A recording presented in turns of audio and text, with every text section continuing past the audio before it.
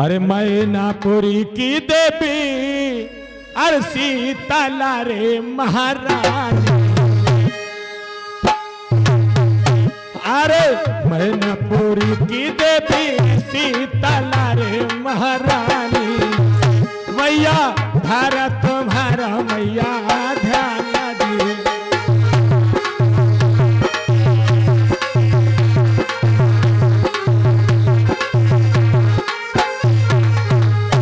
अरे मैनापुरी की देवी शीतला रे महारानी।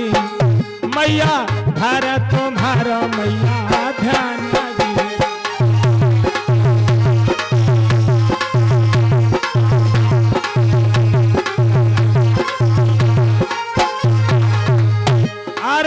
आशा लगाई मैया आपा की रे महारानी। अरे आशा लगाई मैंने आपा की रे महारानी। मैया पूरन कर सबा काम।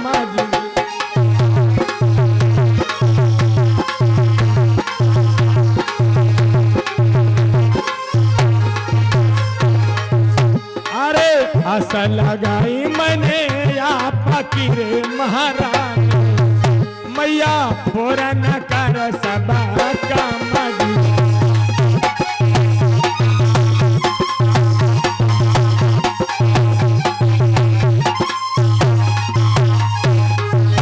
अरे भेंट चढ़ाओ बिनती करो महारानी। भेंट चढ़ाओ बिनती